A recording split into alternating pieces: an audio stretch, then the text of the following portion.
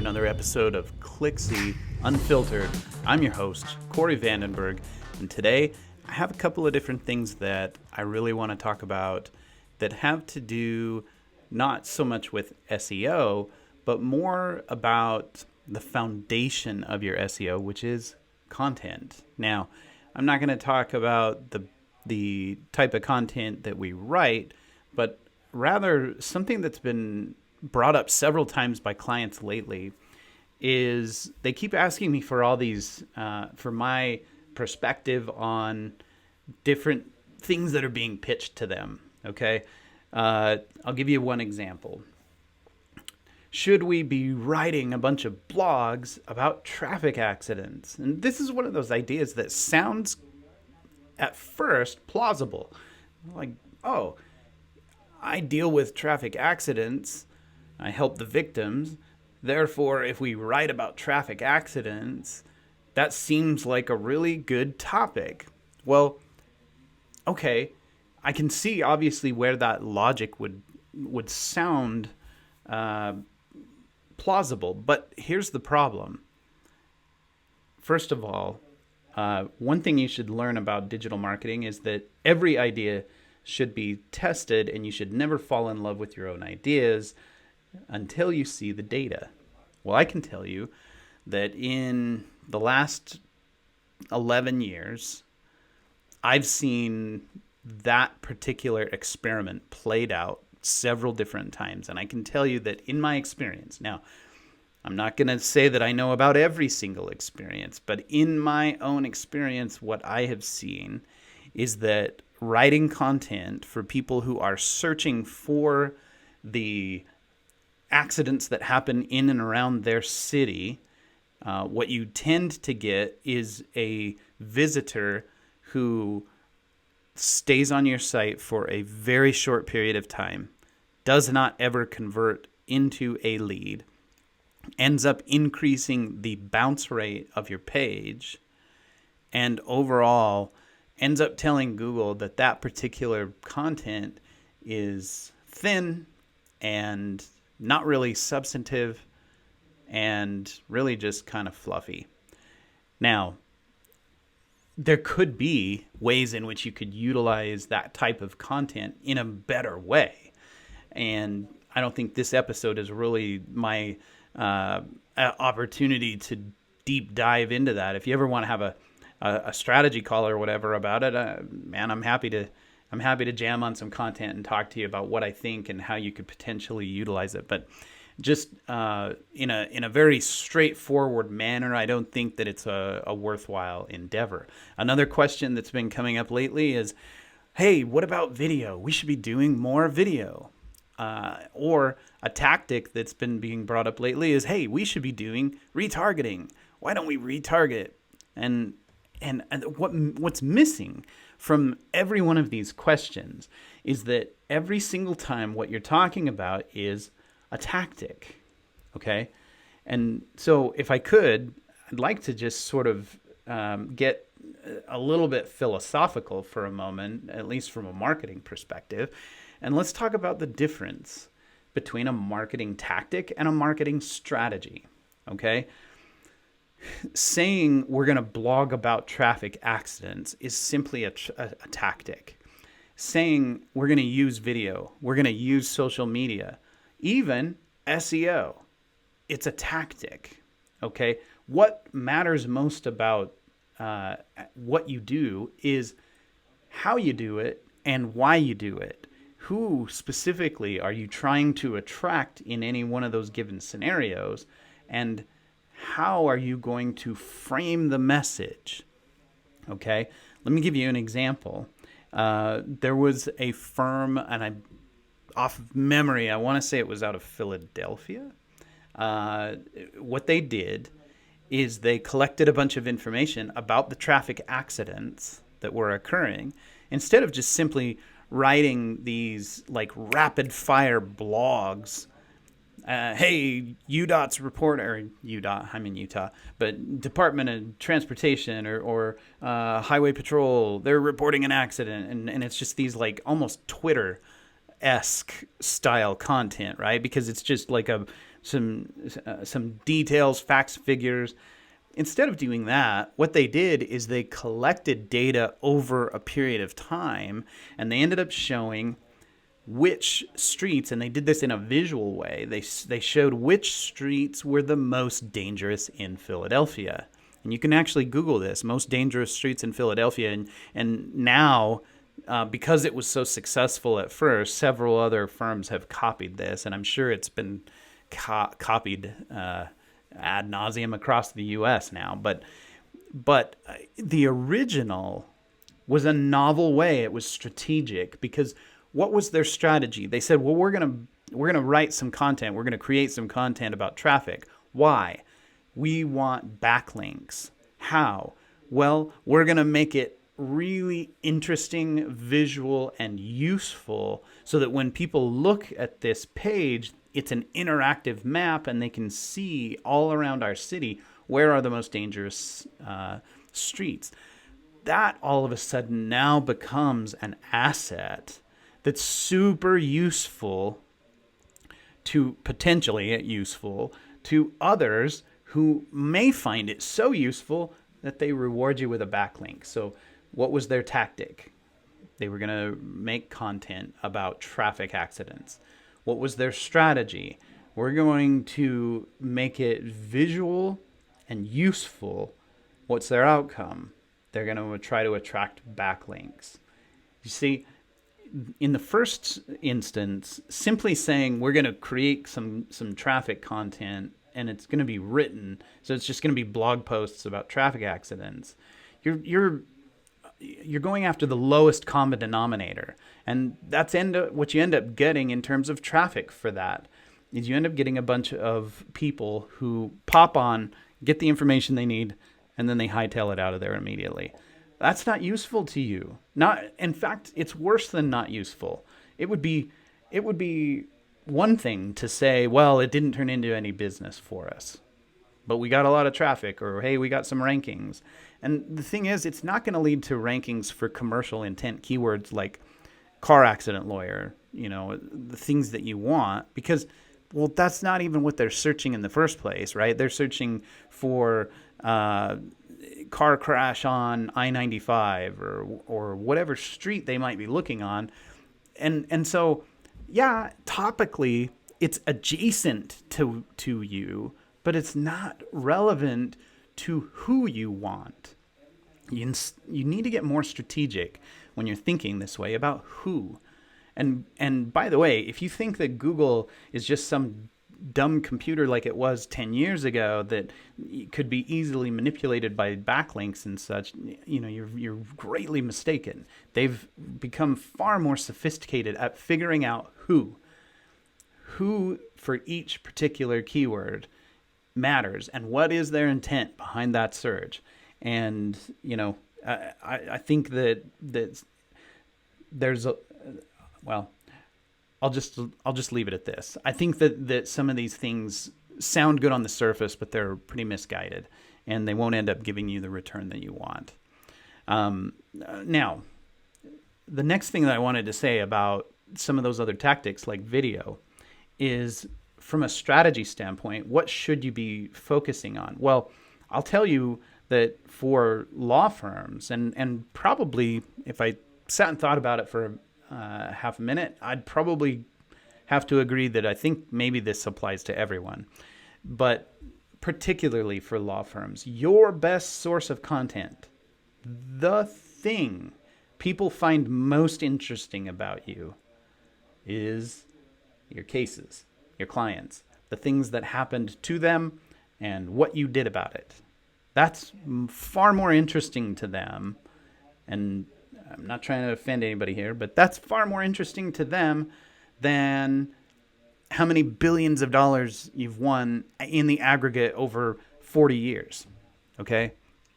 Not that that's not important, not that there isn't a place for that, but in the moment, we got to start thinking more about the individual and what they care about in the moment of decision, right? Google calls it the zero moment of truth. It's that moment at which they're saying, I need somebody for this problem that I have. At that moment, I'd be willing to wager, okay, that their highest priority is not how many billions you've won. It's probably something more like this. Do you understand my problem? Have you helped anybody else before that had my problem? And do you seem like you're credible and trustworthy? Well, now this gets interesting when you consider that those are the questions that they're asking themselves, because as we look at analytics, the analytic data for across all of the clients that we have access to, and by the way, it's a lot, far more than just merely the clients we do SEO for. We have access to, the last time we did this, it was nearly 20 million visits. Now, granted, each site can have thousands of visits, so they can add up quick. But my point is this: across all of them, every time I've ever looked at the analytics for any service industry, and especially law firm websites, the number one most visited page was not your car accident page. It was not your personal injury page. It is almost universally the lawyer's bio, the about us for the firm, and then we can actually see in order which pages they go to first and second and third. And it's almost always goes like this. They hit the home page not because they knew the name of your homepage or they knew how to get there. It's because that's what they got linked to in Google. All right? Whether they did a keyword search or clicked on the maps listing, they end up on your homepage not because that's their preferred destination. It's because it's the doorway that let them in. What's more telling is the very next thing they do. And 99% of the time, the very next thing they do is go to either a lawyer bio or an About Us page where they can find out more about the firm. And what's fascinating is when you go and look at the law firms' websites, lost my train of thought for a second. When you go look at law firms' websites, you can tell they've put 99 cents of their designing dollar into their homepage, because you go to their About Us, you go to their attorney bios, you go to their contact page, and all of those are plain Jane. They have hardly any appeal to them. They're definitely not very optimized for conversion. But that homepage, oh boy, it sure pops, right? We made sure that it was modern and it pops. And how did we do that? Well, we just relied upon gut feeling, and we went and looked at everybody else's stuff and decided that, oh, I like that, but, with my logo on it. And so when it comes to designing your site or doing video or doing content, one, you need to be focused more in on the user and their goal, what they're trying to get out of it, okay?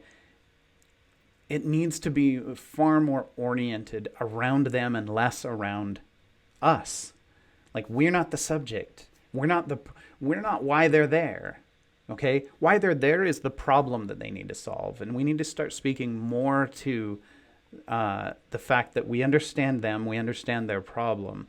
Then they'll be glad to find out, once we've been able to cover that, then they'll be glad to find out how much we are credible, how much we've won, how many reviews we have, all of that other stuff. It's all important, but it's secondary to that first stage of their awareness.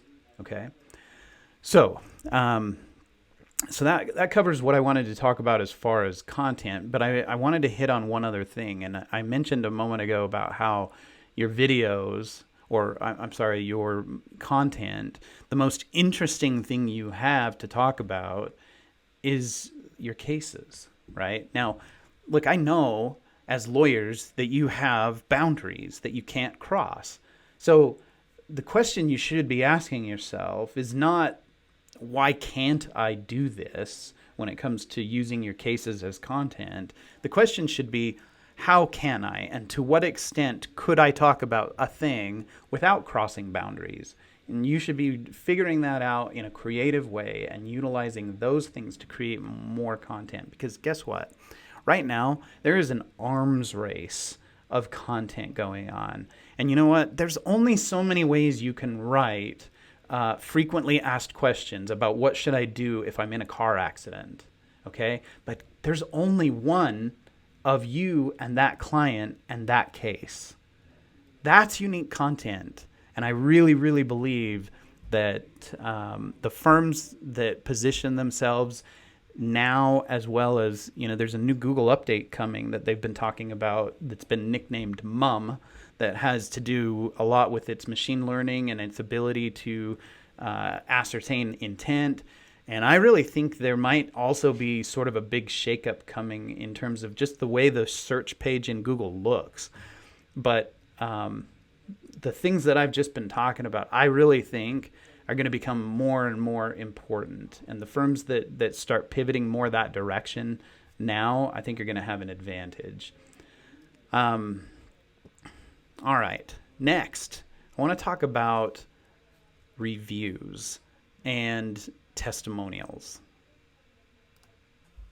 Okay, so when we're talking about reviews, or I'm sorry, using video for reviews, you'll notice that this is a trend that's actually started to really pick up some momentum lately. If you go look at many of the top law firms, go look at John Morgan, go look at Mike Morse out of Detroit, many, many more. I could give you 10 other examples. And something you're starting to see is a trend where many of them are starting to actually feature real clients telling their story. Now, in some cases, John, they're actually actors, and it'll say down in the fine print that this is a dramatized version of one of their actual cases. But the point stands that to the extent that they are real people, they're using them in their stories.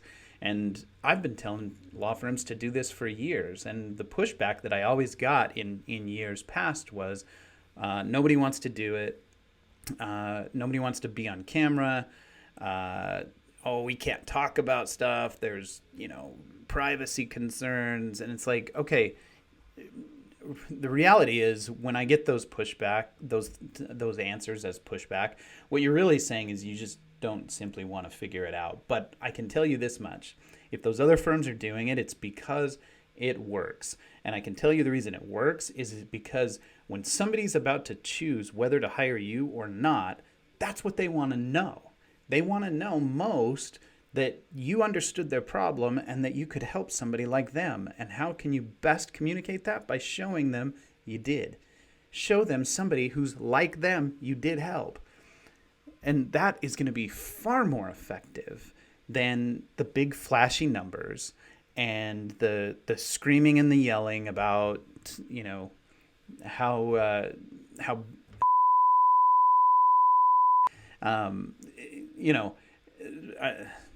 I should cut that. But my point is that the big slogans and all that stuff, that works because they have enough money to spend so much that they saturate the market. Okay. And so that's a form of brand building. And yeah, man, if you got a bankroll like that, sure, that can work eventually.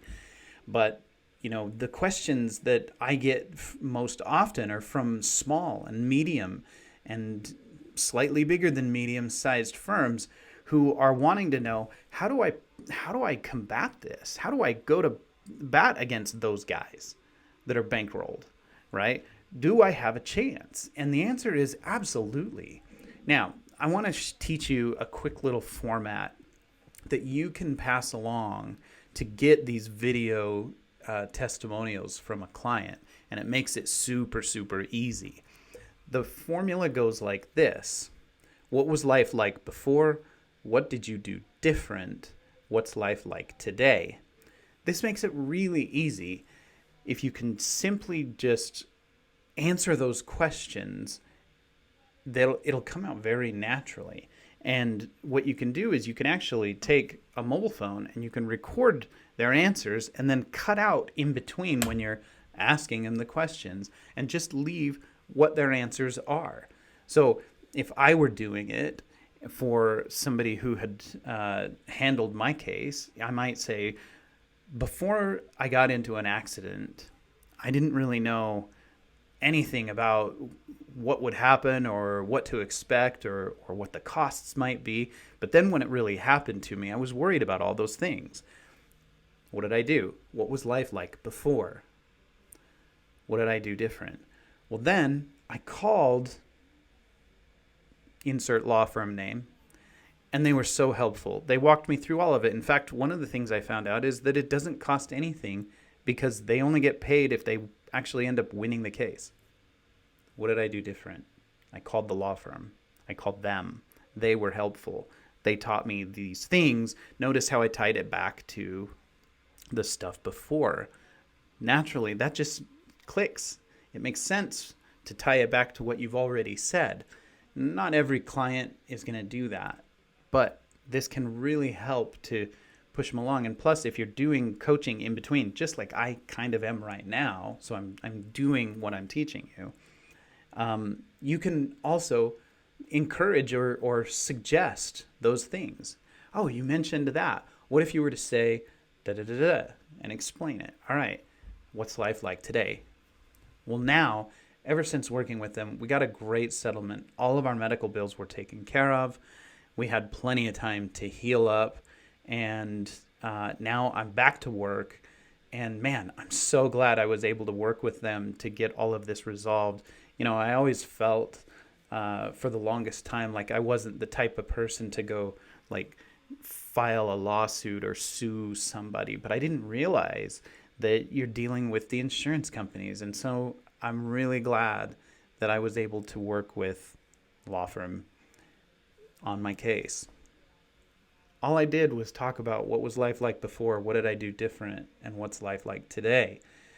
It just helps kind of get the gears moving and get things unstuck so people can think through it. So use that formula, get a couple of video case studies or testimonials, and I promise you, it's going to be very, very worthwhile. Now, what would I do with that? Well, I mentioned earlier, what are the most visited pages on your website? Guess what you should be putting on the most visited pages of your website? Yeah, messages from your clients, their stories, case studies about their cases that you're winning. That's what people want to know. And I promise you the conversion rate on those pages is going to go up. All right, that's all I got for you today. Thanks so much for listening. I appreciate everything. Talk to you soon. See you on the next episode.